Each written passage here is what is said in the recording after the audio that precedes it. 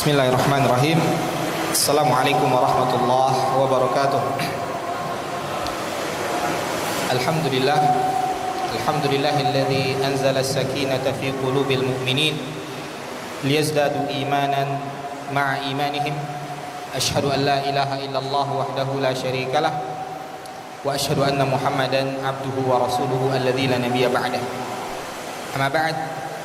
Allahumma 'allimna ma yanfa'una wanfa'na bima 'allamtana wa zidna min karamika ilman ya rabbal alamin.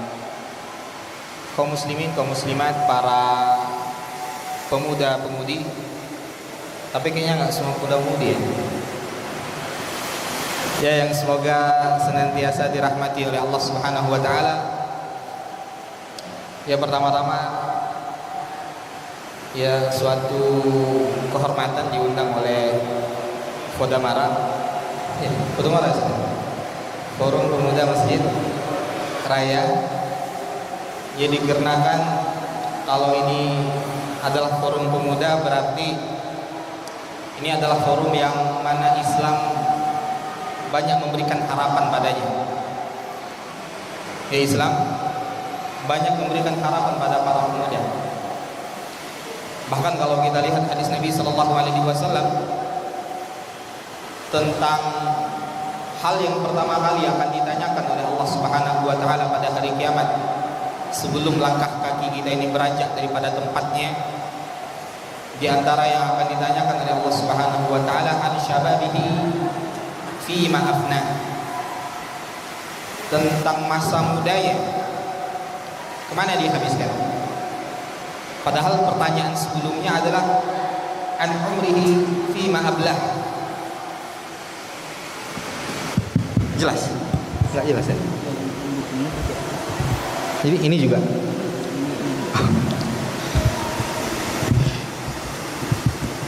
Baik, udah jelas?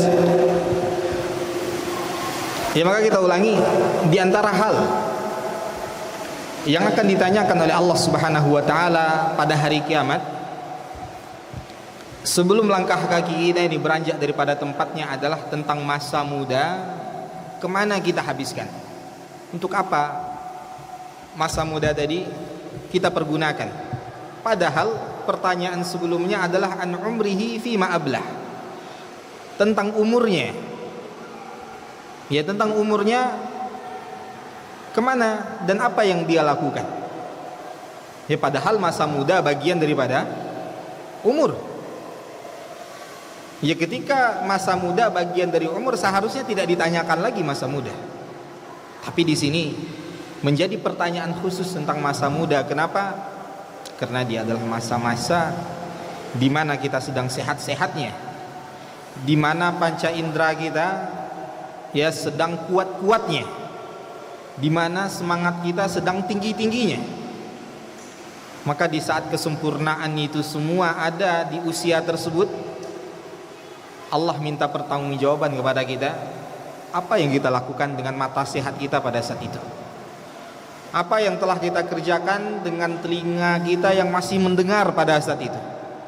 Apa yang sudah kita lakukan dengan tangan kita yang masih kuat pada saat itu? Ya, semuanya menjadi pertanyaan khusus bagi Allah kelak pada hari kiamat. Maka sekali lagi kita katakan bahwasanya masa muda ya adalah masa yang mendapatkan perhatian sekaligus harapan besar dalam syariat Islam ini. Ya, maka itu yang harus kita pikirkan bersama. Ya, kita sedang menjadi harapan ya bagi syariat yang mulia ini. Lantas apa yang sudah kita lakukan? Apa yang sudah kita lakukan? Maka teman-teman, ya para pemuda-pemudi, kaum muslimin, kaum muslimat yang dirahmati oleh Allah Subhanahu wa taala, bersyukur kita kepada Allah ini di mana Allah pertemukan kita di forum ini, di rumah Allah Subhanahu wa taala yang mulia ini. Dia melangkahkan kaki ke rumah Allah Subhanahu wa taala yang mulia ini saja sudah merupakan kemuliaan yang luar biasa. Ya, Nabi mengatakan, ya kata baginda sallallahu alaihi wasallam, ala adullukum ala ma yamhu bihil khati'ah wa yarfa'u bihi darajat. Ya, wahai sahabat-sahabatku, kata beliau pada saat itu. Ya, dan tentu ini untuk kita semua juga. Maukah kalian aku tunjukkan terhadap perkara yang mana apabila kalian lakukan Allah hapuskan dosa kalian dan Allah angkat derajat kalian? Ya, maka kata Nabi sallallahu alaihi wasallam perkara tersebut adalah apa? Isbaghul wudu' indal makarih. Yaitu kita menyempurnakan wudu kita ketika di masa-masa, di keadaan-keadaan kita tidak suka untuk terkena air. Kedua, wa kasratul khuta ilal masajid, memperbanyak langkah menuju masjid. Dan itu telah kita lakukan sekarang. Ya, isbaghul wudu, tadi dah sempurna kan wudunya? Sempurna belum? Ya, maka kita harus belajar wudu yang sempurna. Ya, karena wudu yang sempurna tadi dapat menghapuskan dosa kita, mengangkat derajat kita di sisi Allah Subhanahu wa taala. Isbaghul wudu, menyempurnakan wudu indal makarih, di saat ya kita tidak suka wudu tadi sempurna. Ya, kita ingin buru-buru atau keadaan yang sangat dingin. Ya, pada saat itu lebih ditekankan bagi kita untuk menyempurnakan wudu, dan itu lebih mulia. Kedua, yaitu tadi wa kasratul khuta ilal masajid, memperbanyak langkah kaki kita ke masjid. Ya, dan yang terakhir kata Nabi sallallahu alaihi wasallam, wa intizaru sholati ba'da shalah fadzalikumur ribat, dan menunggu waktu salat ya ke salat berikutnya. Kalau itulah saja niat kita saat ini duduk di masjid ini, itu saja sudah menghapuskan dosa dan mengangkat derajat kita. Apalagi ditambah niat kita di sini, ya hadir di sini untuk saling mengingatkan di antara kita, untuk bertemu dengan teman-teman yang saleh dan salehah, untuk saling mempelajari syariat. Tentu ini adalah kemuliaan di atas kemuliaan. Maka ajak teman-teman kita, ajak sahabat-sahabat kita untuk duduk di sini, untuk datang ke rumah Allah Subhanahu wa taala. Bahkan kalau galaunya ke masjid. Pemuda itu kalau galaunya ke masjid, bukan main PUBG, bukan nonton drakor. Ya, pemuda sekarang kalau pemudi drakor ya. Kalau pemuda PUBG. Apa lagi Ustaz? Saya enggak tahu. Bukan itu. Pemuda muslim ketika mereka galau larinya ke masjid, karena disinilah tempat ketenangan. Disinilah tempat Allah menebarkan rahmatnya. Ya, makanya Ali bin Abi Thalib radhiyallahu taala anhu ketika clash dengan istrinya Fatimah radhiyallahu anha, larinya kemana? Ke masjid. Larinya ke masjid, nggak kemana-mana, nggak ke kafe.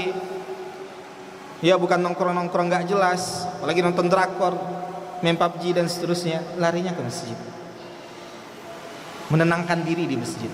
Ya, maka ajak teman-teman kita, sahabat-sahabat kita, kalau mau tenang, ya kalau merasa nyaman, kalau mau galau itu hilang, ya ke masjid. Ya ke masjid, ya duduk di masjid, bermunajat kepada Allah Subhanahu wa taala. Para pemuda-pemudi ya harapan agama dan bangsa yang dimuliakan oleh Allah Subhanahu wa taala, di malam hari ini kita akan membahas ya tentang tema ya agar apa temanya, Boy? Agar hijrah lebih bermakna ya. Ya, agar hijrah lebih bermakna. Ya, sekarang kan lagi marak tren-tren hijrah ya.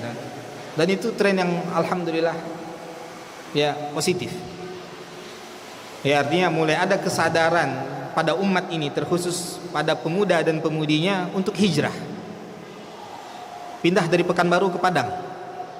Iya. Enggak ya? Ya, hijrah itu ada dua, ada hijrah tempat, ada hijrah keadaan. Hijrah tempat yaitu dari tempat ya menuju tempat yang dimana kita bisa melakukan ibadah kepada Allah Subhanahu wa taala. Yang kedua yaitu hijrah dari kemaksiatan menuju ketaatan kepada Allah Subhanahu wa taala. Ya, dan tren itu ya sedang ada sekarang pada umat ini. Ya, di mana sudah mulai tumbuh kesadaran ya pada pemuda dan pemudi kaum muslimin untuk lebih taat lagi kepada Allah Subhanahu wa taala. Maka agar hijrah kita tidak hanya sekedar ikut tren, Ya mungkin karena artis banyak hijrah, kita hijrah juga, yuk karena artis hijrah. Entar artisnya nggak hijrah lagi, kita nggak hijrah juga, yuk artis itu nggak hijrah lagi. Itu berarti hijrahnya hanya ikut tren. Jangan sampai hijrah kita itu hanya ikut-ikutan saja. Hanya karena artis ini dan artis itu berusaha untuk taat, kita ikut juga karena kita fans beratnya. Jangan. Hijrah bukan pilihan, tapi hijrah adalah kewajiban dari Allah Subhanahu wa taala. Jadi sekali lagi kita tegaskan, hijrah bukan pilihan. Ya, dia adalah kewajiban yang diperintahkan oleh Allah Subhanahu wa taala dalam Al-Qur'an. Maka mari kita lihat, Allah banyak berbicara dalam Al-Qur'an tentang hijrah. Ya, maka di antara ayat tersebut adalah surat An-Nisa ayat 97. Di An-Nisa ayat 97. Ini silakan yang punya Al-Qur'an. Enggak ada yang bawa Al-Qur'an? Atau di handphonenya? Enggak ada handphone Al-Qur'annya? Enggak cukup memorinya. Hapus PUBG-nya. Download Al-Qur'an. Ya, maka di situ Allah Subhanahu wa taala mengatakan apa? Innal ladzina tawaffathumul malaikatu zalimi anfusihim qalu fima kuntum qalu kunna mustad'afina fil ard qalu alam takun ardullahi wasi'atan fatuhajiru fiha faulaika ma'wahum jahannam wa sa'at masira. Apa kata Allah Subhanahu wa taala? Kata Allah Subhanahu wa taala, sesungguhnya orang-orang yang nyawanya dicabut oleh malaikat, yang mana ketika dicabut oleh malaikat tadi, mereka adalah orang-orang yang zalimi anfusihim, orang yang menzalimi diri mereka sendiri. Zalimi anfusihim, kata para mufassirin, yaitu orang yang menzalimi dirinya sendiri dengan berbuat dosa dan maksiat. Ketika dicabut, ternyata dilihat oleh malaikat tadi, ini orang yang penuh dengan dosa dan maksiat. Maka ketika selesai dicabut nyawanya tadi, malaikat heran dengan orang ini, kenapa banyak maksiat? Kenapa dia banyak maksiat? Kenapa dia banyak dosa? Maka malaikat bertanya kepada mereka, qalu fima kuntum? Ada apa dengan kalian? Kenapa kalian banyak dosa? Kenapa kalian banyak maksiat? Maka apa alasan mereka? Ya, mereka beralasan, kata mereka, qalu kunna mustad'afina fil ard. Alasan mereka, wahai malaikat, dulu kami ini orang-orang lemah ketika berada di bumi. Lemah maksudnya, kata para mufassirin, yaitu mereka beralasan bahwasanya negeri mereka dikuasai orang kafir, sehingga mereka tidak bisa untuk ibadah, tidak bisa untuk melakukan ketaatan, tidak bisa mempertahankan keimanan, sehingga ikut-ikutan untuk melakukan kesyirikan, ikut-ikutan melakukan maksiat. Alasannya apa? Alasannya lebih banyak yang kafir daripada yang mukmin. Alasannya teman-teman sekitar kami buat maksiat, kami nggak tahan, sehingga kami juga buat maksiat. Alasannya semua orang di kantor kayak gitu, ya akhirnya saya juga seperti itu. Alasannya teman-teman di sekolah semuanya pacaran, saya juga pacaran. Alasannya semua teman-teman main PUBG, masa saya nggak main PUBG? Alasannya semuanya teman-teman nonton drakor, masa saya nggak nonton drakor? Artinya mereka beralasan bahwasanya lingkungan mereka nggak baik. Ya, mereka berbuat maksiat, mereka salahkan lingkungan. Ya, mereka salahkan lingkungan dan orang-orang sekitar. Mereka kira alasan mereka itu akan diterima. Lalu apa kata malaikat menghardik mereka? Qalu alam takun ardullahi wasi'atan fatuhajiru fiha. Hei, kamu tidakkah tahu bahwasanya bumi Allah itu luas? Bumi Allah itu luas. Fatuhajiru fiha. Kenapa engkau tidak hijrah tidak hijrah? Maka tidak ada alasan teman-teman, ya para pemuda-pemudi yang dimuliakan oleh Allah Subhanahu wa taala, tidak ada alasan bagi kita untuk tetap bermaksiat. Tidak ada. Tidak ada alasan kita untuk tetap berbuat dosa dengan alasan lingkungan sudah buruk, dengan alasan semuanya udah rusak, dengan alasan ya tempat pekerjaan ini memang sudah seperti ini. Bukankah masih ada tempat bekerja yang lain? Bukankah masih ada teman-teman yang lain yang akan mengajak kita pada kebaikan? Bukankah masih ada lingkungan-lingkungan yang baik di mana di situ kita bisa melakukan ibadah kepada Allah Subhanahu wa taala? Maka tidak ada alasan bagi kita untuk tidak hijrah. Ya, tidak ada alasan bagi kita untuk tetap maksiat. Tidak ada alasan bagi kita untuk tetap melakukan dosa. Karena bumi Allah ini luas. Bumi Allah ini luas. Maka alasan yang seperti itu tidak diterima oleh Allah, faulaika ma'wahum jahannam. Maka merekalah orang-orang yang tempatnya berada di neraka jahannam. Wa sa'at masirah. Dan itulah tempat kembali yang sangat buruk. Ya, maka teman-teman yang dimuliakan oleh Allah Subhanahu wa taala, ya sekali lagi kita katakan hijrah itu bukan pilihan, tapi itu adalah kewajiban bagi Allah, dari Allah Subhanahu wa taala terhadap kita, karena kelak kita akan ditanyakan oleh Allah kenapa kita tidak hijrah. Kenapa kita masih ikut-ikut tren-tren yang tidak jelas? Kenapa kita masih ya hanyut di bawah kubangan maksiat dan dosa kepada Allah? Itu akan ditanyakan ya oleh Allah Subhanahu wa taala. Ya, dan ketika kita beralasan karena lingkungan, karena teman-teman, Allah telah katakan, kenapa engkau tidak hijrah? Kenapa engkau tidak hijrah? Teman-teman, pemuda-pemudi Masjid Raya yang dimuliakan oleh Allah Subhanahu wa taala, maka itu di antara ayat yang berbicara tentang kewajiban hijrah. Baik hijrah tempat, ketika tempat kita, tempat bekerja kita, lingkungan kita penuh dengan maksiat, ya tempat kerja kita semua teman-teman melakukan perkara-perkara yang haram, ya melakukan perkara-perkara yang syubhat, ya harga-harga di markup, ya kemudian mereka memakan suap, ya lalu mereka melakukan hal-hal yang haram yang lainnya, sehingga kita mengatakan, ya kalau teman-teman kayak gini maka saya juga harus kayak gini. Ya kalau kita beralasan kelak seperti itu, kata Allah, enggak, fatuhajiru fiha. Kenapa engkau tidak hijrah dari tempat itu? Masih banyak tempat-tempat yang mana di tempat itu kita bisa bekerja dengan cara yang halal. Di tempat itu kita masih bisa bekerja dengan cara yang nyaman, yang diridhoi oleh Allah Subhanahu wa taala. Kenapa kita masih bertahan di tempat itu? Tidak ada alasan bagi kita. Karena bumi Allah ini luas. Kita bermaksiat karena alasan lingkungan, teman-teman yang semuanya maksiat, yang semuanya lalai, yang semuanya tidak salat, yang semuanya enggak baca Al-Qur'an dan seterusnya. Tidak bisa.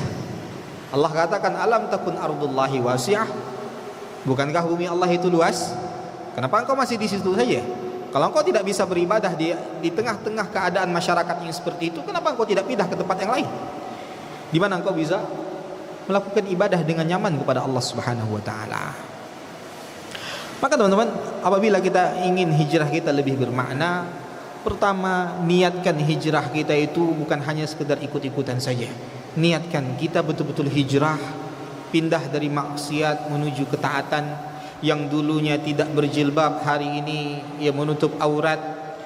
Ya, yang dulunya tidak salat, hari ini ia senantiasa ke masjid melaksanakan salat. Ya, maka niatkan hijrah kita dari maksiat menuju ketaatan tadi, ya pertama dan utama hanyalah karena Allah. Hanyalah karena Allah, bukan karena siapa-siapa. Bukan karena ikut tren, bukan karena supaya yang awalnya panggilannya awalnya kamu jadi antum, Yang awalnya dipanggil saya lalu jadi ana? Bukan itu. Yang awalnya I love you jadi uhibbuki fillah? Enggak, itu hijrah itu. Ana udah hijrah Ustaz. Ya. Awalnya ana bilang I love you sama pacaran Ustaz. Sekarang udah uhibbuki fillah. Itu beda bahasa aja. I love you bahasa Inggris, uhibbuki fillah itu bahasa Arab. Cuma ditambah bawa-bawa nama Allah. Ini cuma pas hijrah ditambah bawa-bawa nama Allah. Subhanallah, ini bakat bukannya mendatangkan ridho Allah, ini makin mendatangkan murka Allah. Lebih mending kalau ingin melihat-lihat lebih mending dia hanya mengatakan I love you daripada dia mengatakan uhibbuki fillah. Mana ada orang pacaran karena Allah? Mana ada orang menjalin hubungan sebelum pernikahan karena Allah? Semuanya itu karena syaitan. Lalu kena iming-iming hijrah, berubah dari I love you berubah menjadi uhibbuki fillah. Bukan itu hijrah. Bukan itu hijrah yang kita inginkan. Maka teman-teman yang dimuliakan oleh Allah, hijrah itu pertama kita harus tahu niat kita itu karena apa. Ya, niat kita itu karena, tanyakan pada diri kita, hanya kita yang tahu. Orang lain nggak bisa menjudge kita niat kita karena apa. Karena niat itu masalah hati. Teman kita, tetangga kita nggak bisa menjudge kita. Oh, ini paling karena ya supaya followersnya makin banyak di IG. Ya karena mungkin kan lagi tren itu ya, kalau baru-baru tobat ya kan langsung banyak followersnya. Oh, ini artisnya baru tobat nih, ikutin yuk dong bareng-bareng. Ya, atau dia karena apa? Karena yang mau dilamar yang mau dilamarnya itu ukhti. Ya, ukhti tadi nggak mau dia kalau dia tetap masih preman, kalau dia tetap masih merokok, kalau dia tetap masih nggak sholat. Akhirnya apa? Ya udah deh, saya hijrah. Kalau karena itu dia hijrah, maka dia tidak mendapatkan manfaat daripada hijrahnya. Maka bahkan Nabi SAW menyebutkan innamal a'malu binniyat wa innama likulli imri'in ma nawa faman kanat hijratuhu lid-dunya yusibuha aw imra'atin yankihuha fa hijratuhu ila ma hajara ilaih. Apa kata Nabi SAW? Sesungguhnya setiap perbuatan kita itu tergantung niat kita. Dan setiap kita akan mendapatkan apa yang kita niatkan sesuai dengan niat kita. Lalu apa kata Nabi? Barang siapa yang hijrahnya karena dunia yang ingin dia raih. Nah, artinya tadi dia hijrah, ya mudah-mudahan kalau anak hijrah daripada tidak ada pekerjaan kayak gini terus, pura-pura hijrah lah biar bisa masuk mendaftar di sekolah Islam. Ya udah melamar sana sini nggak bisa, ya nggak diterima. Akhirnya ada sekolah Islam misalkan mensyaratkan pakaian harus syar'i. Ya, pakaiannya harus syar'i, menutup aurat. Ya, bisa baca Al-Qur'an, diterima langsung tempat ini katanya. Maka dia hijrah karena itu. Dia tidak akan mendapatkan pahala hijrah tadi. Atau dia hijrah karena apa? Karena perempuan yang ingin dia nikahi. Ya, dia hijrah karena perempuan yang ingin dia nikahi, maka yang dia dapatkan sesuai dengan apa yang dia niatkan. Sama sekali dia tidak akan mendapatkan ridha Allah. Dia tidak akan mendapatkan rahmat Allah Subhanahu wa taala. Maka niatkan kita hijrahnya kita itu benar-benar karena Allah, ingin bertaubat dari masa lalu kita yang kelam, ya, menuju masa depan yang terang dengan iman dan ilmu. Ya, dengan iman dan ilmu. Maka setelah hijrah, agar hijrah kita tadi bermakna, kita harus berilmu. Kita harus memiliki semangat untuk mempelajari syariat. Harus memiliki semangat untuk mengetahui apa saja yang akan menambah iman kita agar terjaga hijrahnya kita. Karena kalau itu tidak dijaga, kalau kita tidak mengilmui diri kita, kalau kita tidak berusaha mempertahankan atau menambah iman kita tadi, karena iman ini yazid wa yanqus, bertambah dan berkurang. Bertambah ketika kita melakukan ketaatan, berkurang ketika kita maksiat. Maka setelah hijrah tadi, carilah teman-teman yang akan mengajak kita untuk saling mengingatkan karena Allah. Ya, sering-seringlah hadir ke majelis ilmu untuk menambah ilmu dan iman kita. Karena jangankan kita teman-teman, jangankan kita, Imam Ibnu Katsir rahimahullahu taala pernah menceritakan tentang orang yang lebih soleh dari kita semua. Lebih soleh. Ya, beliau menceritakan tentang kejadian yang terjadi di abad ketiga Hijriah, tentang seorang pemuda hafal Al-Quran. Hafal Al-Quran, rajin sholat malam. Pertama hafal Al-Quran. Di sini ada yang hafal Al-Quran? Halo, ada? Malu-malu ya, nggak muria ya. Ya, pertama dia hafal Al-Quran. Kedua apa? Rajin sholat malam. Hampir-hampir sama lah ya. Rajin sholat malam. Kemudian apa? Kemudian rajin puasa. Rajin puasa, ya hampir-hampir mirip lah, mirip-mirip sedikit. Ya, kalau dia sholat malamnya tiap hari, ya kita mungkin sekali-sekali gitu. Kalau dia sholat malamnya, kalau dia puasanya terus continue, ya kita kapan sempat. Hampir mirip, sama-sama puasa, sama-sama sholat malam, tapi beda jumlah gitu ya. Ya maka orang tadi dia hafal Al-Quran, rajin sholat malam, rajin puasa sunnah. Bahkan tidak hanya itu, dia tidaklah setiap kali ada seruan untuk jihad, melainkan dia berada pada barisan terdepan untuk berjihad. Ya, Imam Ibnu Katsir menyebutkan namanya adalah Abdah bin Abdurrahim. Ya, tapi ada yang mengatakan temannya Abduh bin Abdurrahim ini. Ya, tapi apa? Di saat dia berjihad,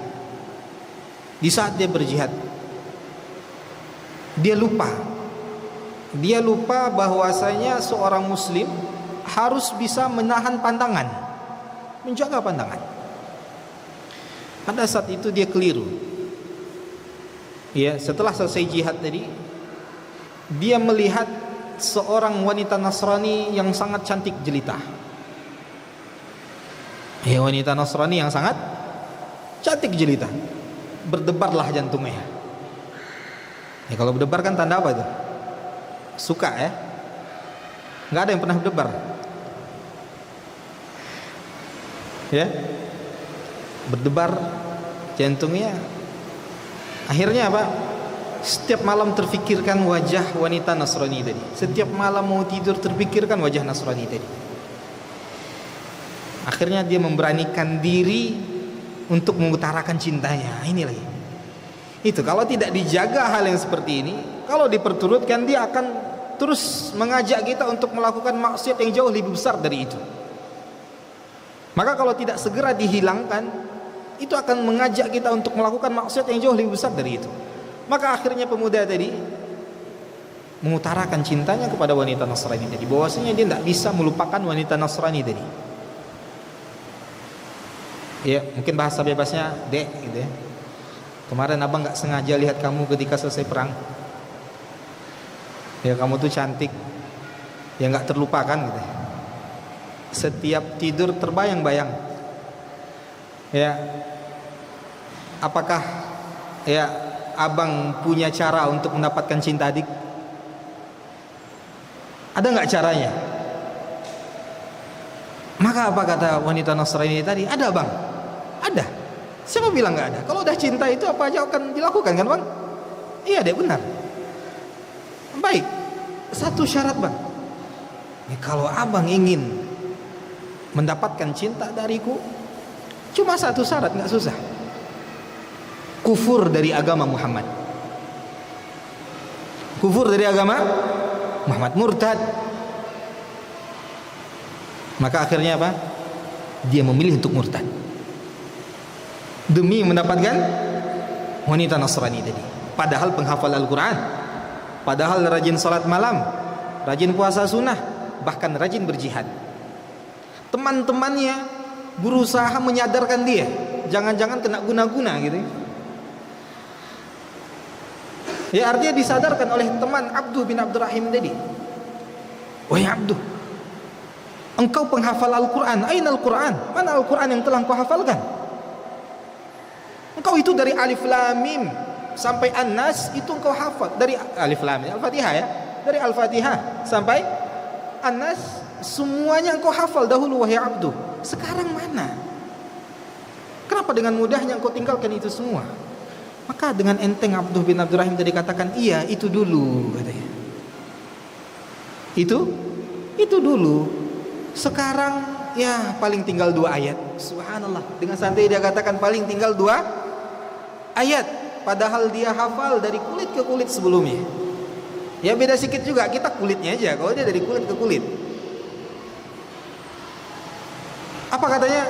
Yang aku ingat cuma firman Allah surat Al-Hijr ayat kedua dan ayat ketiga.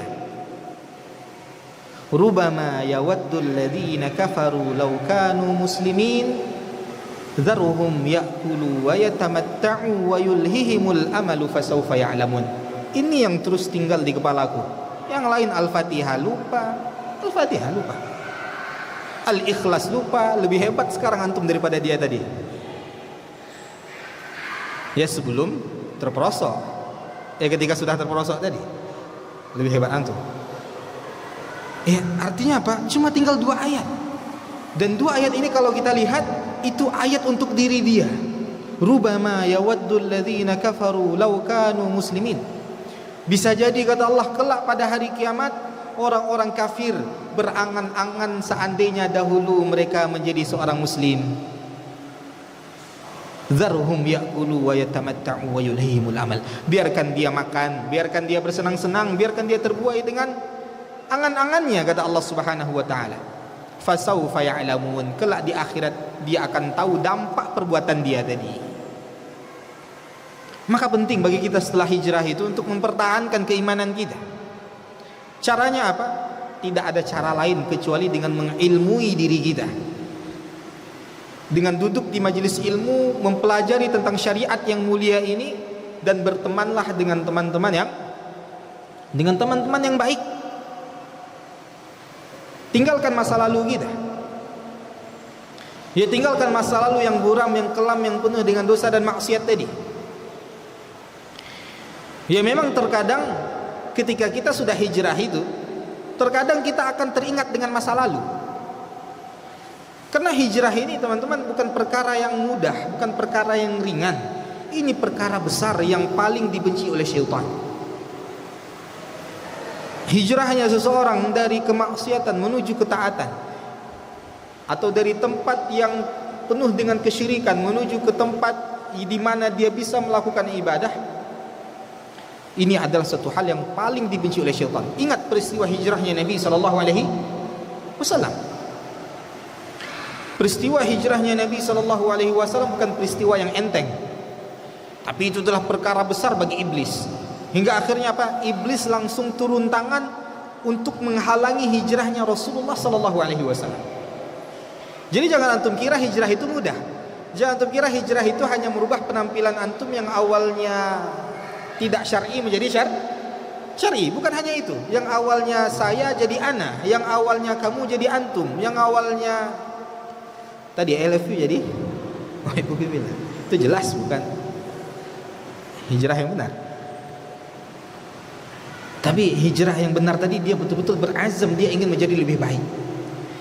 Dia ingin menjadi taat, dia ingin menjadi penghafal Al-Quran, dia ingin selalu sholat malam, dia ingin berusaha melakukan puasa-puasa sunnah. Jangan dikira azam kita ini akan mudah. Tidak akan mudah. Karena dalam masalah hijrah, ya, syaitan pasti langsung berusaha memalingkan kita supaya tidak hijrah, atau ketika hijrah supaya tidak istiqamah. Karena syaitan mudah menghadapi kita ini. Kita ini bagi syaitan, bagi iblis itu orang-orang yang sangat mudah untuk dihadapi. Karena iblis itu punya file lengkap dari awal Nabi Adam sampai sekarang. Mereka sudah menghadapi orang-orang yang jauh lebih mulia dari kita dan jauh lebih bejat dari kita. Jadi mereka tahu bagaimana cara menghadapi kita. Jangan dikira syaitan itu, ya maka godaan syaitan itu dia akan kuat ketika kita lemah. Lemah iman, lemah ilmu, syaitan itu kuat. Tapi ketika kita taat kepada Allah,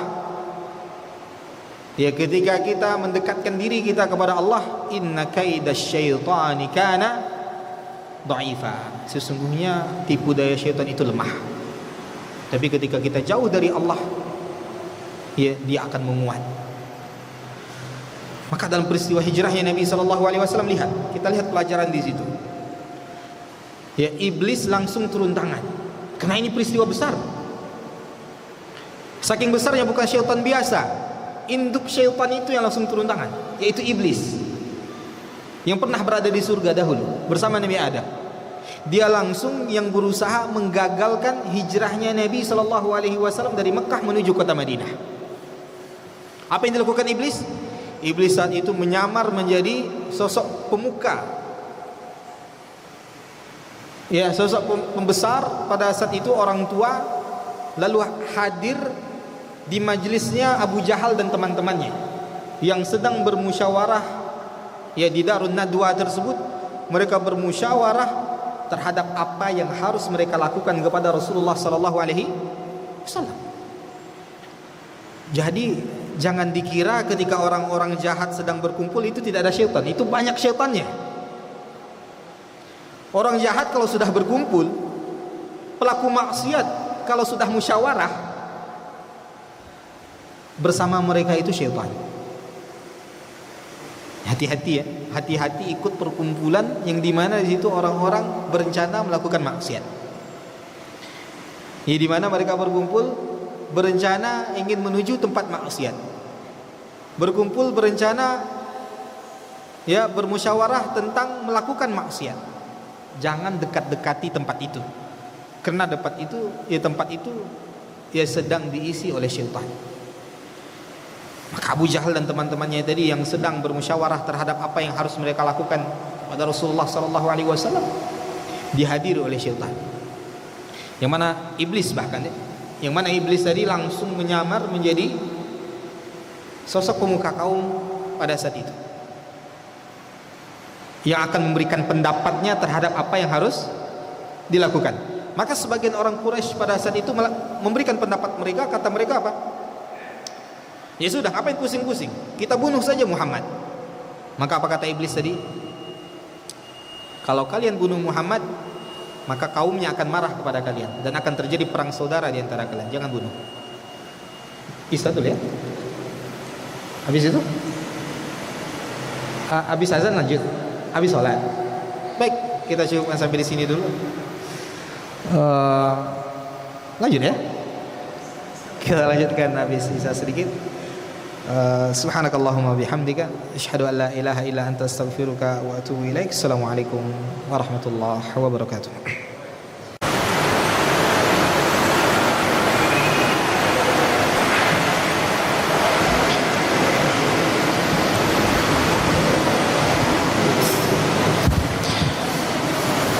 Assalamualaikum warahmatullahi wabarakatuh. Alhamdulillah wassalatu wassalamu ala Rasulillah wa ala alihi wa ashabihi wa man walah ma ba'd. Baik, teman-teman sekalian, para pemuda-pemudi Fodamara yang dimuliakan oleh Allah Subhanahu wa taala, kita lanjutkan sedikit apa yang telah kita bahas tadi sebelum salat Isya. Ya, kita katakan agar hijrah kita ini lebih bermakna, pertama ikhlaskan niat kita karena Allah Subhanahu wa taala. Ya, untuk apa kita hijrah? Untuk apa kita beralih dari kemaksiatan menuju ketaatan? Itu semua kita lakukan untuk apa? Ya, karena tadi Nabi mengatakan apa?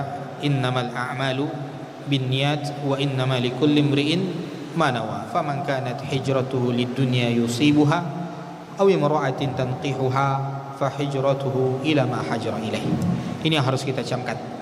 Ya, karena kalau hijrah kita bukan karena Allah dan bukan untuk Allah, maka tidak ada arti apa-apa dari perubahan penampilan yang kita lakukan.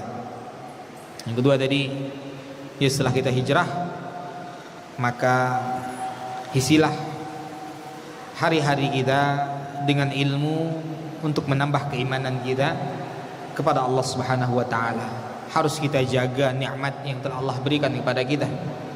Ya, yang mana Allah telah bukakan pintu hati kita untuk beralih daripada kemaksiatan menuju ketaatan. Maka itu harus dijaga, dan cara menjaganya tidak lain tidak bukan kecuali hanya dengan duduk di majelis ilmu, banyak membaca dan banyak mendengar, ya, agar ilmu kita semakin bertambah, amalan kita pun semakin meningkat, sehingga iman kita dijaga oleh Allah Subhanahu wa taala. Karena sesungguhnya seperti yang kita katakan tadi, dahulu ada orang yang lebih taat dari kita, ada orang yang lebih hebat dari kita, bahkan penghafal Al-Quran, rajin sholat malam, rajin puasa sunnah, ya, bahkan pergi berjihad di jalan Allah, tapi masih saja tergelincir, ya, pada jurang kenistaan. Ini yang harus kita perhatikan.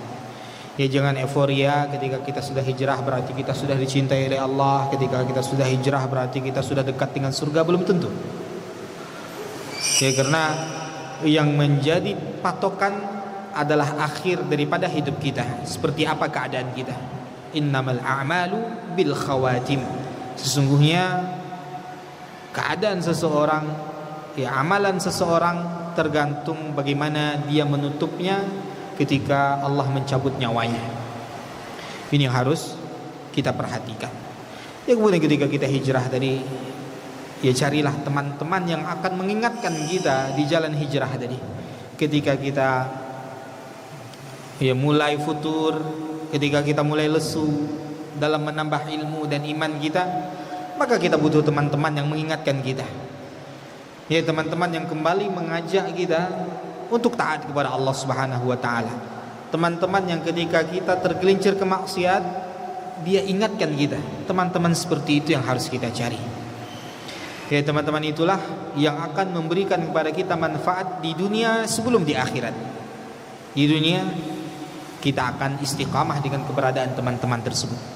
Maka lihat bagaimana ketika Nabi SAW hijrah, Nabi mencari teman. Ya, Nabi mencari Abu Bakar As-Siddiq radhiyallahu taala anhu.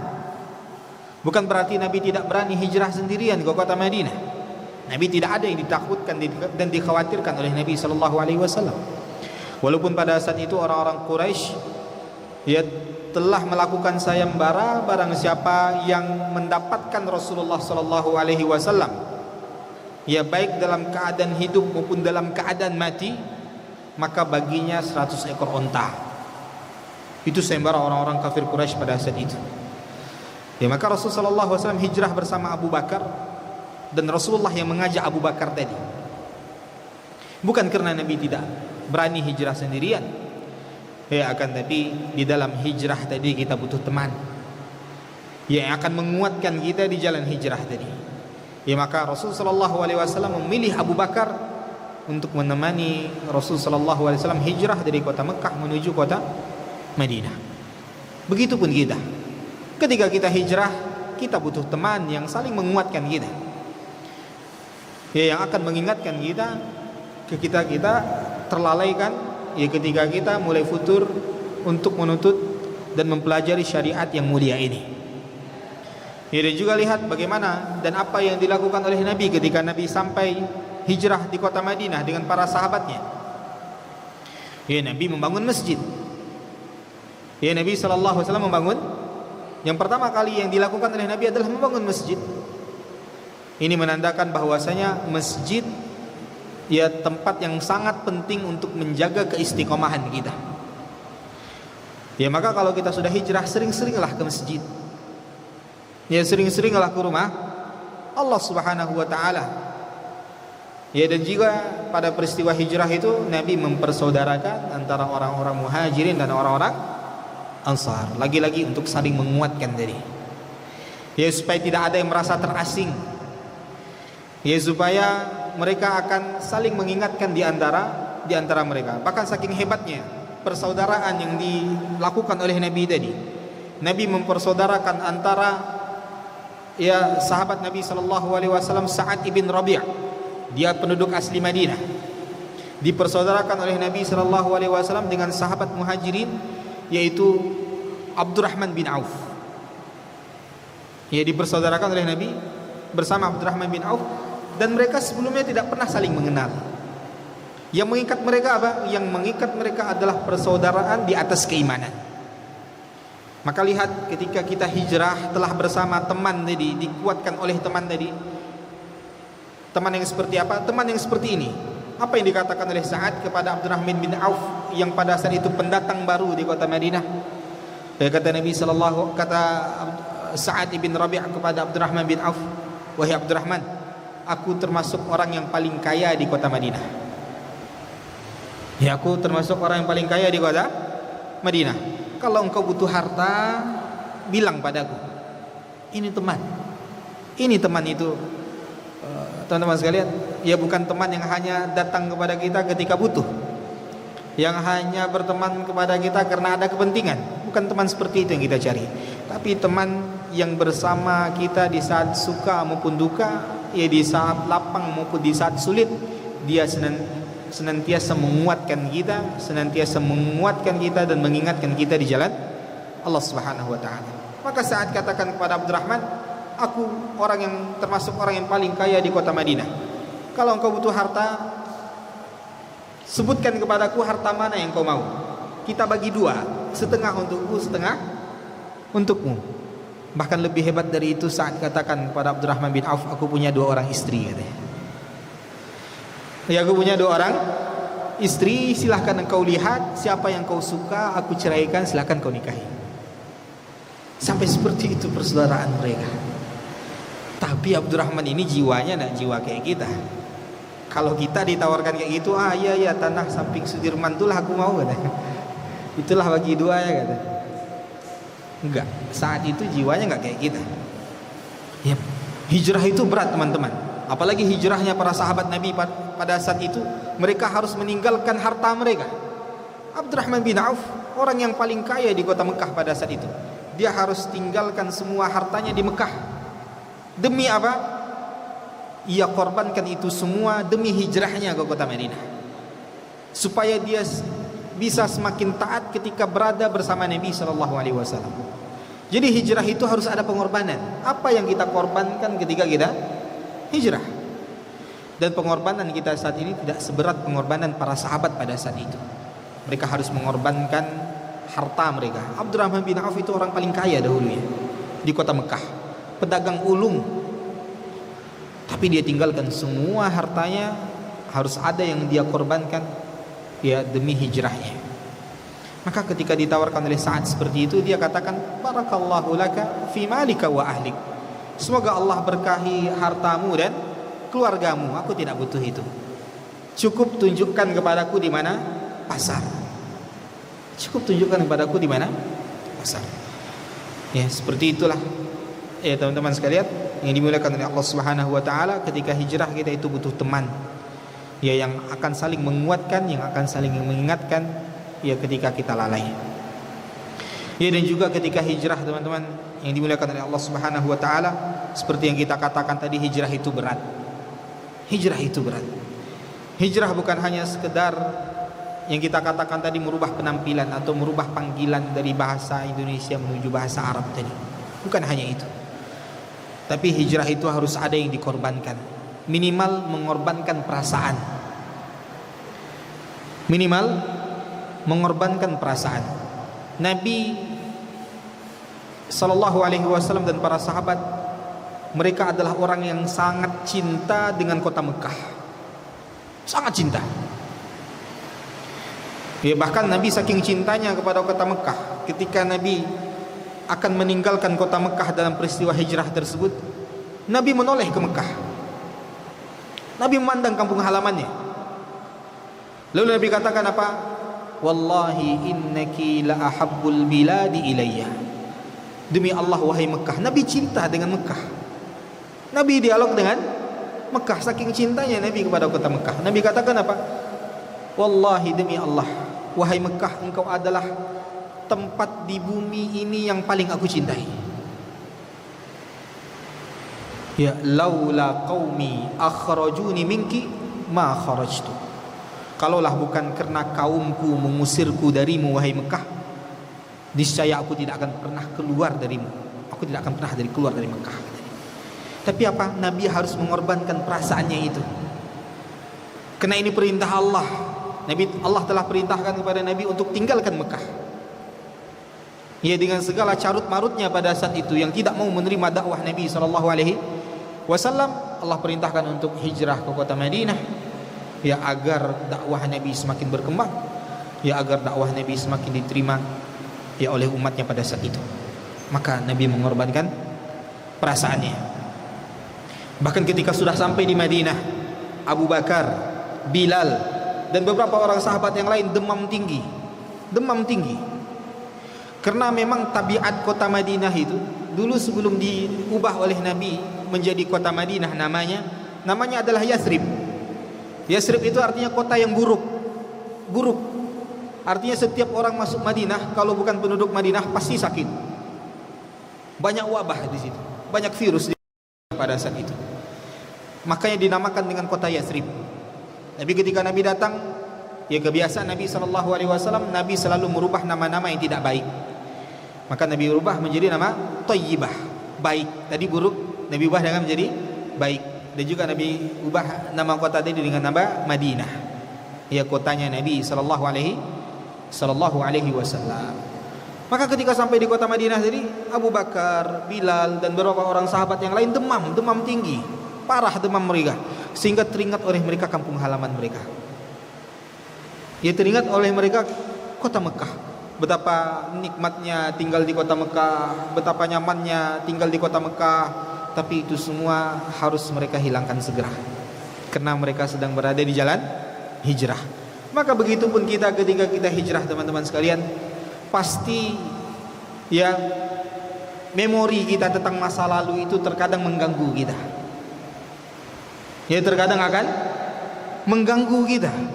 Akan hadir kembali memori-memori tatkala kita dahulu bermaksiat. Ya, tatkala kita dulu melakukan dosa. Kembali dihiasi oleh syaitan bahwasanya itulah yang nikmat. Ya, itulah yang sebenarnya kehidupan pemuda. Maka ketika itu teringat, segera lupakan. Harus kita korbankan perasaan itu. Ya, karena ia merupakan perkara yang tidak diridhoi oleh Allah Subhanahu wa taala. Biasa kalau teringat hal itu biasa. Hal itu biasa, tapi yang tidak biasa ketika dia teringat hal itu dia ikutkan. Kembali dia futur, kembali dia ke masa lalu. Tidak. Ya, masa lalu cukuplah dia menjadi masa lalu, ya, yang menjadi pelajaran yang penting bagi kita untuk melangkah ke depannya.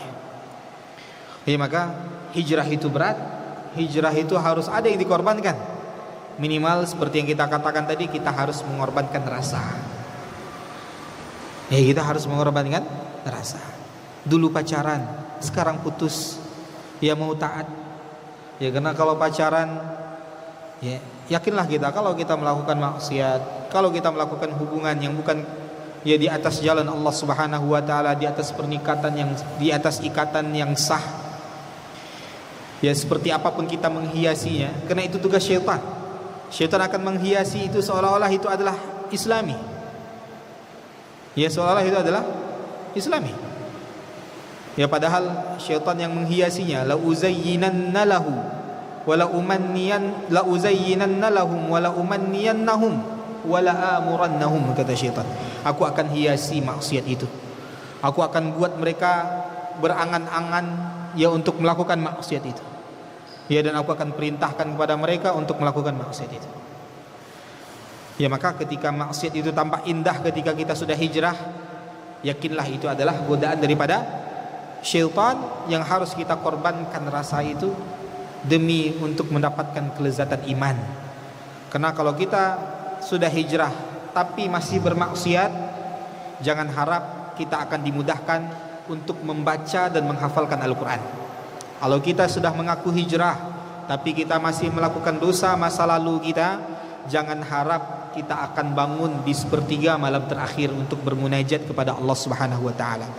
Pernah seorang pemuda mengadu kepada Imam Hasan Al-Basri. Dia sudah hijrah. Ya, dia sudah hijrah. Lalu dia mengadu kepada Imam Hasan Al-Basri, "Wahai Imam, kenapa aku yang sudah hijrah ini Ia tidak bisa menikmati sholat malam, padahal aku ingin bangun di sepertiga malam terakhir. Aku ingin bermunajat kepada Allah di saat semua orang masih tertidur. Kenapa aku tidak bisa terbangun, wahai imam? Padahal aku sudah tidur cepat. Ya, di antara tipsnya kan tidur cepat kalau ingin terbangun di sepertiga malam terakhir. Aku sudah lakukan itu, wahai imam. Bahkan aku juga sudah berwudu. Sebelum tidur aku berwudu dahulu. Aku telah sucikan diriku. Ya, dan aku telah baca semua zikir sebelum tidur. Tapi kenapa aku juga tidak terbangun di sepertiga malam terakhir? Maka singkat jawaban daripada Imam Hasan Al-Basri. Kata beliau apa? Dzunubuka qayyadatka. Dosa-dosamu telah mengikatmu sehingga engkau tidak terbangun di sepertiga malam terakhir untuk bermunajat kepada Allah Subhanahu wa taala. Di kesempatan yang lain, seorang pemuda juga mengadu kepada seorang imam besar, ulama besar di masanya, yaitu Ibrahim bin Adham, juga mengadukan hal yang sama persis dengan tadi. Kenapa aku tidak bisa bangun salat malam? Maka kata Ibrahim bin Adham rahimahullahu taala, beliau katakan, fala tu'sihi bin nahar fahuwa yuqidhuka bil lail. Jangan engkau maksiati Allah di siang hari, maka Allah yang akan membangunkanmu di malam hari. Itu kaidahnya daripada Imam besar Ibrahim bin Adham. Beliau katakan apa? Jangan engkau maksiati Allah di siang hari, maka Allah yang akan membangunkanmu di malam hari bermunajat kepadanya. Wallahu alam, teman-teman yang dimuliakan oleh Allah Subhanahu wa taala. Mungkin itu singkat yang bisa kita sampaikan tentang bagaimana hijrah kita ini lebih bermakna, ya, agar hijrah kita tidak hanya sekedar ikut-ikutan tren saja, tapi hijrah kita harus lebih bermakna, ya, tapi kewajiban dari Allah. Ketika kita sudah hijrah, hilangkan dan korbankan perasaan tadi. Biasanya enak main game, biasanya seru main TikTok, ya, lagi viral ini kita mau coba viral itu juga. Padahal TikTok, subhanallah, yang viralnya selalu joget-joget. Viralnya selalu joget-joget, nggak pernah viral ilmu di TikTok itu. Menandakan apa? Penghuni TikTok itu kebanyakan orang-orang rusak. Kebanyakan orang-orang menandakan itu. Kalaulah yang banyak adalah orang-orang baik, tentu yang viral tentang ilmu. Tentu yang viral azannya Ustadz Muhammad, ya, viral gitu. Ngajinya ya, tapi kenapa? Karena kebanyakan penghuni TikTok tadi adalah orang-orang yang jauh dari Allah Subhanahu wa taala, maka tidak akan pernah viral, ya, kebaikan-kebaikan di TikTok tadi. Maka TikTok itu sama seperti Facebook, sama seperti yang lain, ya, dia alat, tergantung kita menggunakannya. Tapi ketika kita tahu alat tadi kebanyakan yang menggunakan adalah orang-orang yang tidak jelas tadi, ya, atau kita melakukan hal-hal yang tidak jelas ketika melakukan atau bermain TikTok tadi, maka sebaiknya ditinggalkan. Tapi ketika kita main TikTok, ya, yang kita lakukan di situ mungkin berdakwah, ya, memviralkan mungkin ceramah-ceramah agama, atau memviralkan suara ngaji, ya, bukan nyanyi, ngaji, beda sedikit aja, ya, ngaji, ya, yang merdu dan seterusnya dengan niat untuk syiar, maka mungkin tidak masalah. Tapi yang jadi masalah mungkin niat kita itu awalnya, tapi karena lingkungan TikTok itu rusak, ya, lingkungan TikTok itu rusak, kita tidak tahan, akhirnya kita ikut rusak. Maka kalau kita tidak bisa menjaga diri kita ketika main TikTok tadi, sehingga kita akhirnya hanya ikut permainan TikTok tadi, hanya yang maksiat saja, maka sebaiknya dihentikan bermain TikTok tadi. Hilangkan rasa tadi, harus kita korbankan. Dan tentu kita tahu TikTok, ya, TikTok dan game ini tentu akan melalaikan kita. Tentu akan melalaikan kita. Setengah jam main TikTok, setengah jam main game, melalaikan kita daripada setengah jam membaca Al-Quran. Bayangkan setengah jam yang kita gunakan untuk membaca Al-Quran, berapa ayat dan berapa halaman yang bisa kita habiskan. Ya kalaulah seandainya ya TikTok, game Facebook dan media-media sosial yang lainnya serta game-game yang lainnya, seandainya itu semua berubah menjadi sebuah buku yang setiap hari kita habiskan, ya dengannya tentu hari ini telah lahir pemuda-pemuda yang luar biasa. Ya pemuda-pemuda dengan ilmu yang luar biasa. Tapi apa? Musuh-musuh Islam tahu. Ya ketika ingin merusak Islam, maka rusaklah pemudanya. Bikinlah pemudanya lalai, lupa dengan masa mudanya, sehingga baru mereka sadar ketika mereka sudah tua. Itu pun kalau sadar. Kita khawatir masih saja ada orang tua yang tidak sadar. Ada orang tua yang masih main TikTok, ada dia sudah tua masih main game, ada sudah tua masih melakukan maksiat.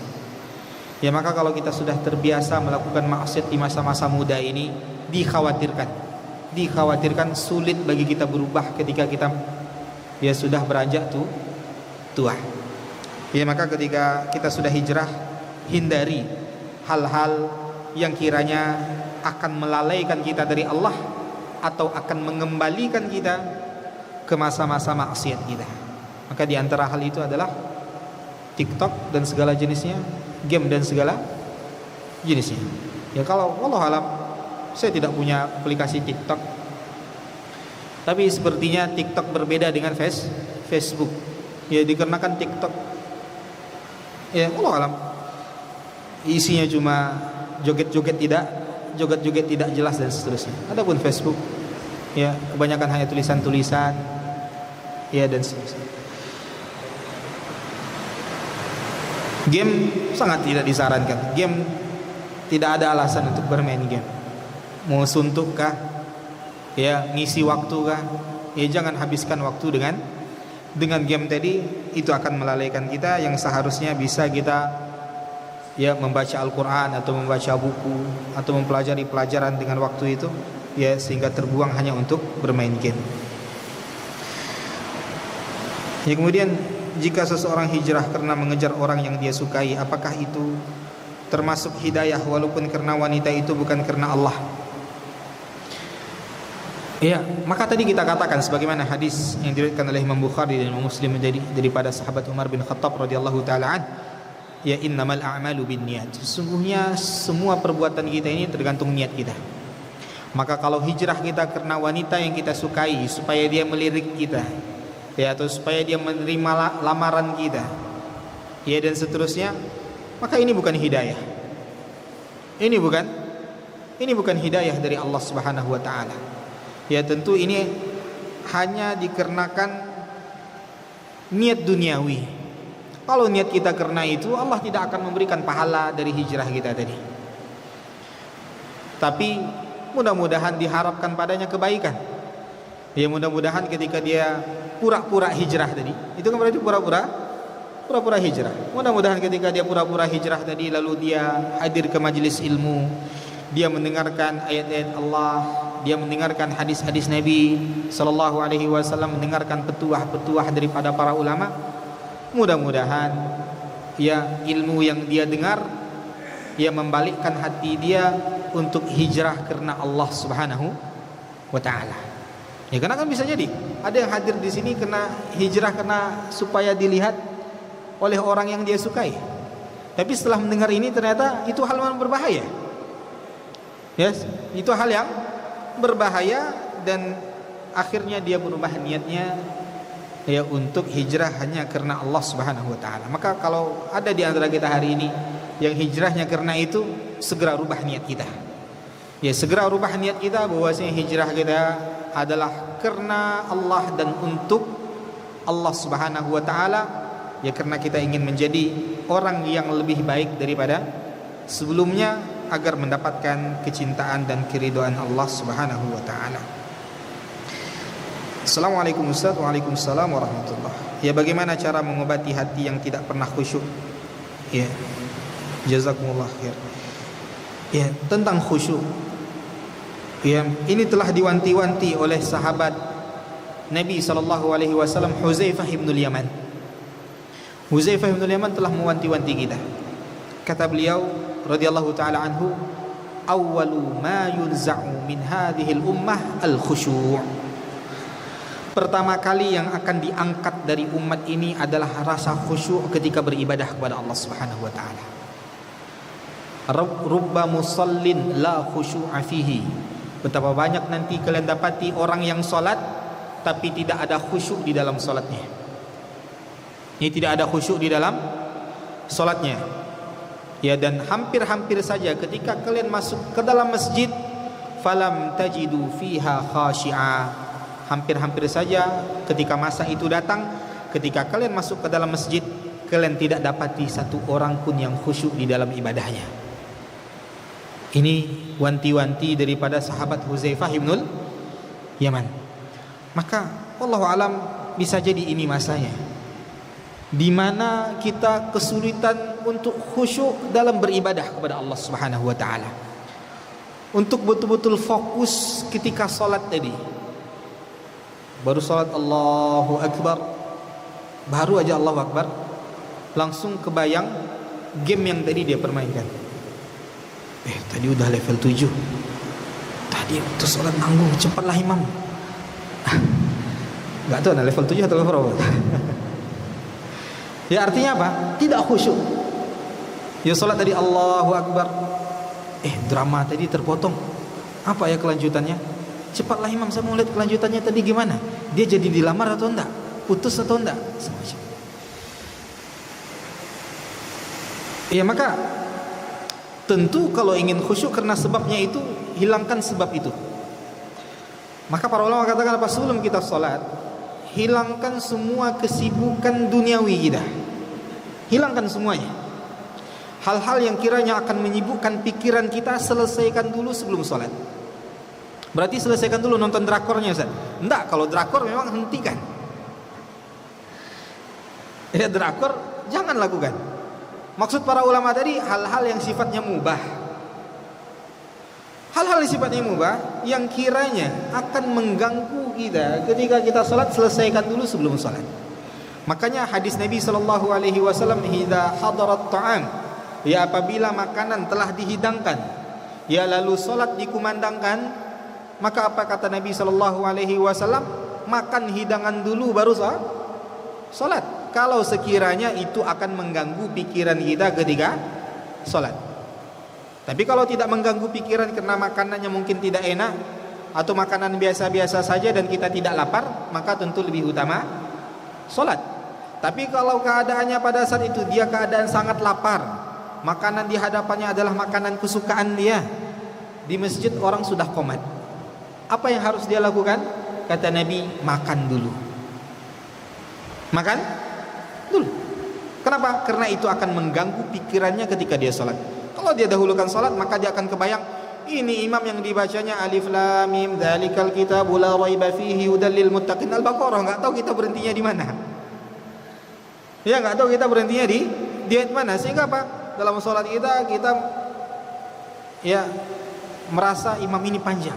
Kapanlah berhenti sholatnya, kapanlah selesai sholat, dan seterusnya. Yang terbayangkan oleh kita, makanan ini ya akan dingin, ya tidak enak lagi kalau tinggal lama, dan seterusnya. Itu akan mengganggu pikiran kita ketika kita sholat. Ya, maka para ulama mengatakan ketika makanan tadi tidak mengganggu pikiran dan kita tidak lapar, maka diutamakan sholat.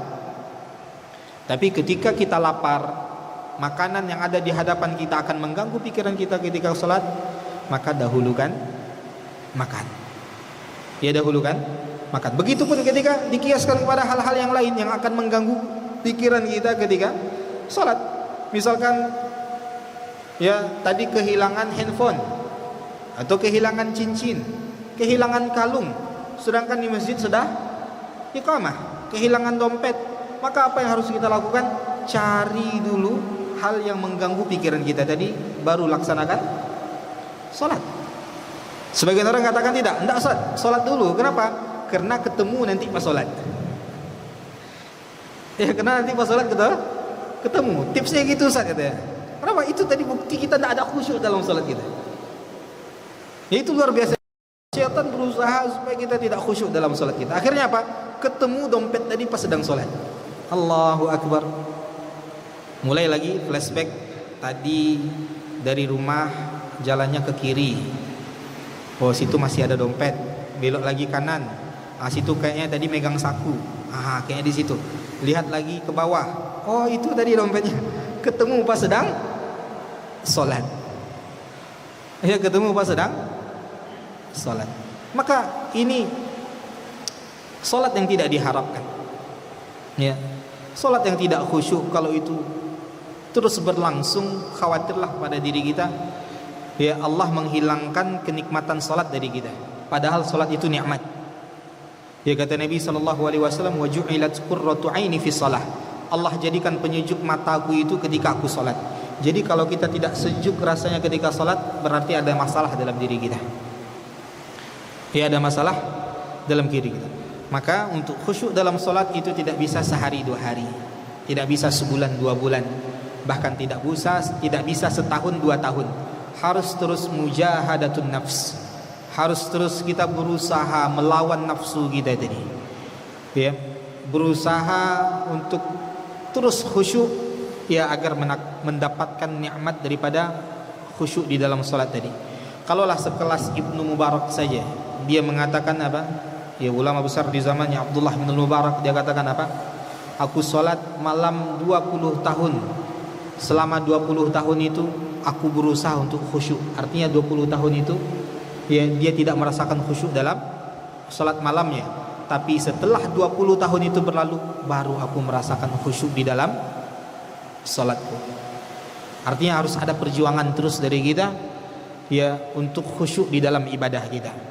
Maka di antara perjuangan tadi, di antara perjuangannya, kalau yang mengganggu kita tadi adalah game, hapus aplikasi game tadi. Yang mengganggu kita adalah drakor tadi, hapus semua drakor-drakor tadi. Ya. Kemudian apalagi yang mengganggu kita? Semua hal yang mengganggu kita untuk khusyuk di dalam salat kita. Pacar mengganggu kita kan? Mengganggu kita. Kadang ya bermasalah dengan pacar tadi, masalahnya muncul ketika sedang salat. Dan itu selalu dalam salatnya biasanya.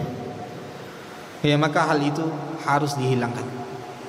Ya, maksiat itu akan mengganggu kita dalam merasakan kenikmatan ibadah kepada Allah Subhanahu wa ta'ala. Ya, jadi khusyuk memang bukan suatu hal yang mudah. Dia adalah suatu hal yang harus diusahakan. Ya, suatu hal yang harus diminta kepada Allah Subhanahu wa ta'ala. Maka di antara doa kita kepada Allah Subhanahu wa ta'ala yang diajarkan oleh baginda Rasulullah, yaitu Allahumma inna na'udzubika min ilmin la yanfa' wa min qalbin la yakhsha wa min nafsin la tashba' wa min du'ain wa min da'watin la yustajabu laha. Kata Nabi sallallahu alaihi wasallam mengajarkan kita untuk berlindung dari 4 hal. Yaitu pertama, ya Allah, aku berlindung kepadamu ya Allah daripada ilmu yang tidak bermanfaat. Dan aku juga berlindung kepadamu ya Allah dari hati yang tidak pernah khusyuk. Hati yang tidak pernah khusyuk, baik dalam beribadah kepada Allah, baik dalam talibul ilmi, ketika menuntut ilmu, ketika belajar. Maka kita mohon kepada Allah untuk dihindari daripada hati yang tidak khusyuk. Wa min nafsin la tashba', ya, dari nafsu yang tidak pernah puas. Wa min da'watin la yustajabu laha, dan yang keempat, dari doa yang tidak pernah engkau kabulkan. Kita harus berlindung dari 4 hal ini kepada Allah Subhanahu wa ta'ala. Ada lagi dari akhwat? Enggak ada? Oh, ini masih banyak. Sampai jam berapa panitia?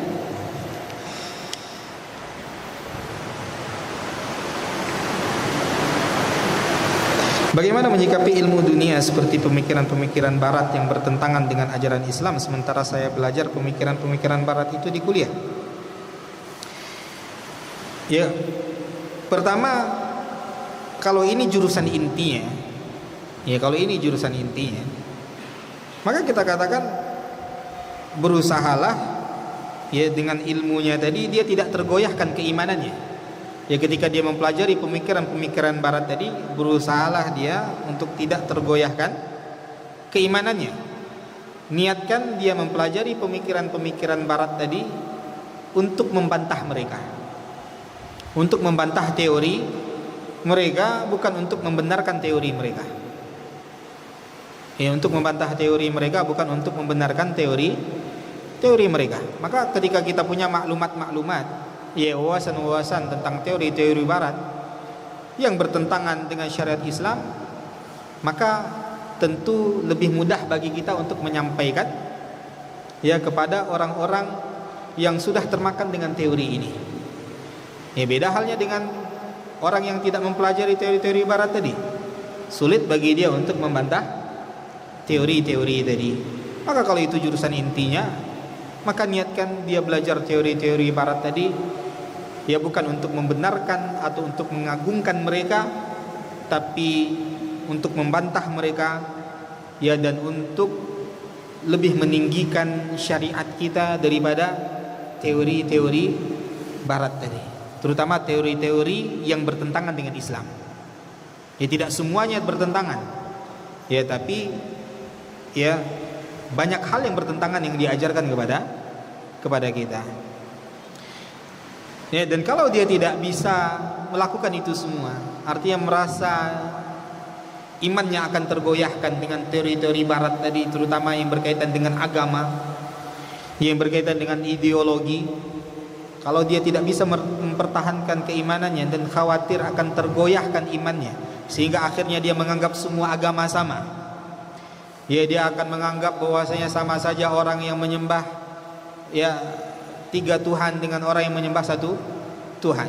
Ya, sama saja dengan orang yang menyembah patung dengan orang yang tidak menyembah patung. Intinya sama, intinya sama-sama ingin menuju Tuhan. Kalau akhirnya dia khawatirkan pemikirannya seperti itu, akan melenceng seperti itu sehingga menganggap semua agama sama, tidak ada beda antara Islam dan Nasrani, antara Yahudi ya dan Islam dan seterusnya, maka fatuhajiru minha, hijrahlah darinya. Ya, hijrah dari jurusan itu, pilih jurusan yang lain sekiranya kita khawatir agama kita akan terfitnah. Ya, kalau kita khawatir agama kita akan terfitnah karena minimnya ilmu pengetahuan Islam kita, maka cari jurusan lain yang jauh lebih selamat dan jauh lebih bermanfaat bagi kita. Kalau itu bukan jurusan inti kita, hanya pelajaran yang numpang di jurusan inti kita, ya ala kadarnya saja, untuk mendapatkan nilai A saja kepada dosennya, jangan terlalu serius mendalaminya. Artinya apa yang ditanyakan oleh dosen jawab saja, tapi tidak ikhlas jawabnya. Ya, apalagi kalau bertentangan dengan syariat Islam, ya karena kita tidak menyukai ya dan tidak mengimani teori-teori tersebut. Ya, tapi kalau kita bisa membantah dosen tadi dengan hikmah tentu lebih baik. Dengan catatan membantah dengan hikmah. Ya, sebagian mahasiswa karena terlalu semangat, ya membantahnya ya membuat fitnah yang jauh lebih besar. Ya, kalau membantah dosen tadi membuat fitnah jauh lebih besar, maka diamnya kita mungkin jauh lebih baik. Ya, diamnya kita mungkin jauh lebih baik. Ya, karena ingkarul mungkar, mengingkari kemungkaran itu, kalau kita tidak punya ilmu dengan lisan, maka minimal dengan hati kita. Ya, minimal dengan hati kita, dan itu batasan iman yang paling rendah. Yaitu batasan iman yang paling rendah. Ya, jangan gara-gara itu pula nggak lulus kuliah kita jadi kan. Ya, kena SKS itu nggak lulus mata kuliah kita. Kemudian apa? Ya, bagaimana tanggapan Ustaz tentang seorang yang berhijrah untuk mencari penghasilan dari endorse barang-barang seperti gamis dan hijab? Ya, seperti yang sudah kita bahas tadi. Ya, kalau hijrahnya hanya karena ini, dia hanya mendapatkan apa yang dia niatkan. Padahal kalau masalah dunia itu pasti mengikut apa yang kita niatkan dari masalah-masalah dunia tadi. Kita niatkan dan tidak kita niatkan pasti mengikut, pasti. Ya, maka keliru kalau itu langsung menjadi tujuan utama kita. Ya, untuk endorse gamis atau untuk endorse jilbab dan seterusnya. Dan juga catatan bagi orang-orang yang endorse, jangan berdusta ketika endorse. Ya, jangan berdusta ketika endorse. Bagus katakan bagus, tidak bagus katakan tidak bagus. Bisa ya, kalau endorse katakan tidak bagus, bisa. Ya, artinya udah gak terima, jangan diterima. Yang terima. Yang enak katakan enak, yang tidak enak katakan tidak enak. Jangan yang tidak enak. Enak padahal nggak enak. Itu berdusta. Apa kata Nabi sallallahu alaihi wasallam? Ya, Nabi mewanti-wanti kita. Kata Nabi sallallahu alaihi wasallam, ya, fa in sadaqa wa bayyana burika lahuma fi bai'ihima. Apabila dia jujur, pedagang tadi, penjual tadi jujur, sadaqa wa bayyana, dan dia jelaskan apa adanya barang yang dia punya. Itu tugas endorse tadi kan, menjelaskan apa adanya. Jangan dihiperbolakan, jangan dilebih-lebihkan, melebihi keadaannya, tidak boleh. Dia jelaskan apa adanya. Maka apa kata Nabi sallallahu alaihi wasallam? Burika lahuma fi bai'ihima. Allah berkahi jual belinya. Harta yang dia dapatkan sebagai endorse berkah. Ya, orang yang membeli barang yang dia endorse berkah. Kapan? Ketika dia jujur, ketika dia jelaskan apa adanya. Sebaliknya apa kata Nabi sallallahu alaihi wasallam? Fa in kadzaba wa katama muhiqat lahuma barakatu bai'ihima. Ya, kata Nabi sallallahu alaihi wasallam, apabila mereka berdua dusta, si penjualnya dusta, si pembelinya dusta, tukang endorse-nya dusta. Apa? Karena posisi tukang endorse itu dia wakil dari barang si penjual. Maka dia juga harus jujur. Ustaz, saya kan bukan penjual. Iya, Anda bukan penjual, tapi Anda wakil dari orang yang akan menjualkan barangnya. Dia wakilkan kepada Anda untuk memasarkannya. Maka sama hukumnya. Maka apa kata Nabi? Apabila dia berdusta dan menyembunyikan keadaan barangnya, Allah cabut keberkahan jual belinya. Tidak ada nikmat hasil endorse dari dusta. Memang mungkin jumlahnya banyak, tapi tidak berkah. Bentuk tidak berkah tadi apa? Keluarganya tidak bahagia. Padahal duit endorse-nya sudah banyak, tapi keluarganya selalu ada masalah. Bukti tidak berkahnya apa? Dia tidak bisa menikmati ibadah. Jangan dikira tidak berkah itu harus terbakar duitnya habis itu. Enggak. Duitnya memang ada jumlahnya, tapi tidak berkah. Tidak bisa dia sedekah dari duit dia tadi. Berat bagi dia untuk sedekah.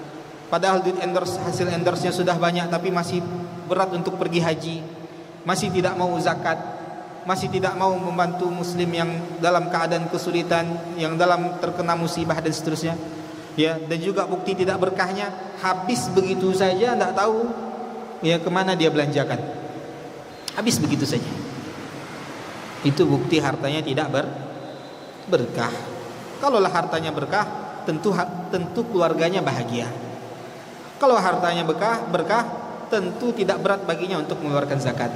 Kalau hartanya berkah, tentu setiap ada kebaikan-kebaikan yang memerlukan hartanya, dia yang terdepan untuk mengeluarkan hartanya tadi.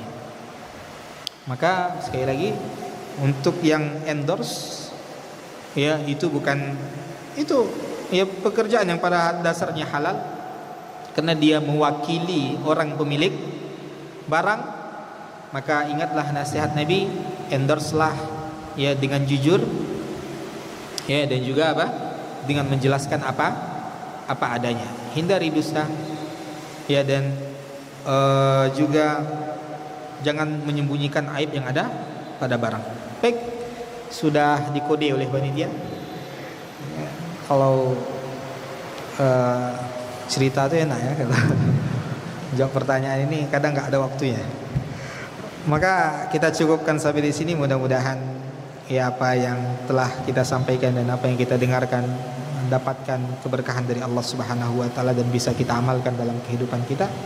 Mudah-mudahan hijrah kita adalah hijrah yang benar-benar ikhlas ya karena Allah Subhanahu wa taala, sehingga memberikan makna dalam kehidupan kita. Kita tutup dengan doa kafaratul majlis. Subhanakallahumma wa bihamdika asyhadu an la ilaha illa anta astaghfiruka wa atubu ilaik. Subhanakallahumma wa bihamdika asyhadu an la ilaha illa anta astaghfiruka wa atubu ilaik. Wa sallallahu ala nabiyyina Muhammad wa ala alihi wa ashabihi wasallam. Assalamualaikum warahmatullahi wabarakatuh.